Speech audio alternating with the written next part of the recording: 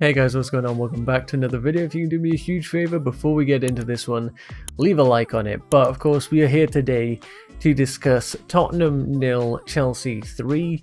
That is our third away game this season against a big six rival. I know Tottenham and Arsenal, they barely qualify for that at the moment.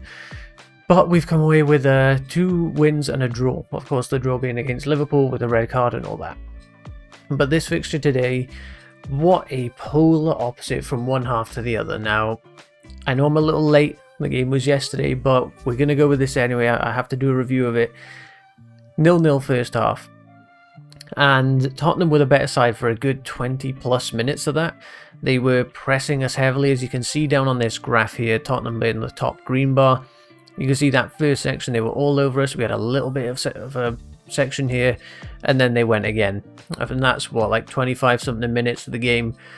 They came at us a lot heavier than I thought. I thought Tottenham were going to be fairly defensive, especially having Nuno as their manager. When at Wolves, it was a pretty strong defensive style, and then they looked to break on you. I thought that's what we'd see, and it absolutely wasn't. They came out the blocks pressing very aggressively, but never managed to get anything from it. And as you can see, Chelsea got a foothold in this half, then a bit of a sustained period of dominance. A few blips from Tottenham, a few blips from Chelsea, but leading into that half, 0-0, I was a bit worried, because I was thinking, like, man, they've probably had the better chances so far. We haven't broke very well. I'm concerned for where this is going. Mason Mount gets hooked. Kante comes on, and we moved a bit into more of a 5-3-2. Rather than a sort of 5-2-2-1, I guess, and we never looked back. Going into that second half, as you can see here, halftime, there was actually nothing. Up until halftime, nothing happened. Mount off for Kante, and then Marcos Alonso whips in a corner. We were having plenty of corners, so it felt like something had to happen from them.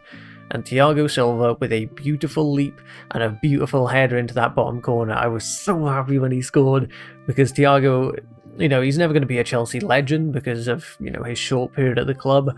We're not seeing the best years of him, even though he's playing outstanding. But he's going to be a bit of a cult hero, I feel, at Chelsea. And that header has just lovely stuff from him. And then not long after that, less than 10 minutes later, Kovacic puts a ball in for Kante, and on the edge of the box, Kante just goes, screw it, I'm taking a shot. Pretty sure it was, headed for that bottom left, but deflects heavily to the bottom right corner off of Eric Dyer, I think it was. Pings off the posts, and in from Kante. And of course, everyone loved to see that. We love seeing Kante score. Then they make a couple changes 62nd minutes in, but they really look that they had nothing to give. Havertz comes off, Timo Werner comes on, and boy did Timo Werner have chances. I remember one from Lukaku putting him in. There might have been another one where Lukaku played in Kovacic, and then I think there might have been another chance again, maybe from Lukaku to Timo Werner, and he didn't score either of them. Timo honestly could have had 2 or 3 goals in that last 20 minutes or so while he was on the pitch. So I'm annoyed to see that he didn't score, but who cares? We won 3-0. And I'm hoping with the kind of service that we're giving to Werner, with, Lukaku playing balls in for him, that we will see Timo Werner getting some goals soon. And then towards the end, then the game looks over. The ball, we had so many shots in that last 20 minutes. And Timo Werner plays a good ball in. Rudiger peels back. Everyone's going sort of towards the goal. Rudiger pulls back and places a beautiful shot into that bottom left corner.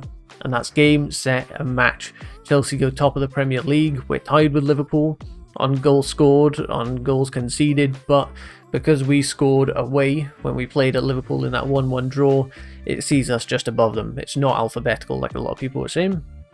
So we are actually top of the league legitimately. And a great performance in the second half. Thomas Tuchel deserves a lot of credit for that, because he saw it wasn't working.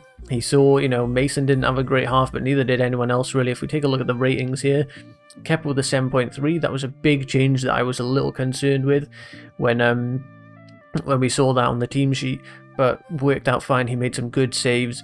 Christensen 7.5, very solid. Thiago Silva, of course, brilliant with an 8.3. They thought they could expose Thiago Silva by putting Son on him. Of course, Son's a very fast player, but Thiago Silva's experience and reading of the game was paramount, and he even kept up with him pace-wise multiple times as well. Rudiger getting an 8.0, again, absolutely brilliant. Aspi on a 7.0, thought he was strong, but nothing major from him today. And Alonso on a 7.8. I think that's very fair. Alonso had a very good game. Kovacic on a 7.2, Jorginho 6.8. I think that's probably fair. Both had like okay games, but nothing major coming from them. Mason Mount and Kai were definitely the two weaker players in this team. Mason didn't have a great game. Kai statistically had a worse game, and they were both brought off, but obviously Mason was at halftime. And I think that's fair, you know, if we're not looking up to it, someone had to be brought off to sort of show a bit of example and show that we needed more energy in that team. And Mason was the one to suffer for that. I'm sure he'll come back stronger, and same for Kai Havertz. Lukaku up front on the 7.6, you know, like I said, he fed in a great few balls. He should have had an assist for Kovacic, and I think 2 for Timo Werner if I'm remembering correctly. So very harsh on Lukaku today to come out of that without, you know, any goals or assists or anything, because he actually played very well and was feeding off scraps. You know, we barely got the ball to Lukaku at all. He was serving as a distraction for most of that game for us. And then just having a look at the statistics, obviously if we look at the first half, it was fairly even, but you know, nothing major on target. Second half though, Chelsea absolutely dominate. We take a lot more possession, and we were shooting, you know, 14 shots, 10 on target just in the second half. It's ridiculous. But overall, 20 shots to their 8, 10 on target to their 2. You cannot say Chelsea didn't deserve that win. And a beautiful performance. You know, of course, we've got Aston Villa in the cup next, so it's going to be difficult to get through that. And then Manchester City. That's going to be the big problem. That's where the difficulty comes from. I believe we are at home, so you know we do have that advantage, even though we've been doing very well away. I'm pretty sure away we are the best team in the league, tied with United, but we've done better on goals.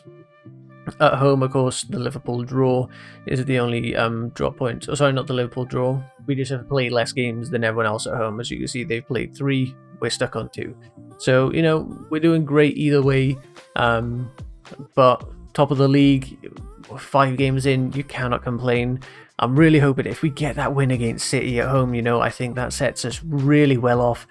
There's no calling title favourites or anything like that at this point. I'm pretty sure the bookies have changed now and Chelsea are title favourites. But for me, until we start seeing 10 plus games played and we're looking, you know, close to the halfway point, I don't think you can call a league, because at this rate, Chelsea might even break that goals conceded in a season record. We've conceded 1 in 5 games. And if we kept up this rate, I'm pretty sure the record was 15 that season, that we conceded 15 goals in one season. It's just a record low. We'd be on to break that. But we all know things change. Maybe we'd end up playing a team like West Brom when they piped us 5-0 last season. Things like that can happen, and it can derail a season. So we have to be very careful, go into every game with a lot of confidence, but knowing that we can't get too confident. You know, there's a balance to it. And that first half against Tottenham could have ended very differently had they gone and nabbed a couple goals and been a bit more clinical. So overall, of course, I'm very happy with that. For me, I'm going to say my man of the match was Thiago Silva. I'm not sure on you guys, but please comment down below who your man of the match was. It has to be Thiago for me, but I'll accept whatever you guys think as well. You know, I'm open to suggestions there. But that's going to be the end of the video, guys. If you did enjoy, please leave a like on this one. Subscribe so you stay up to date with all my future videos, and I'll catch you in the next one. Goodbye.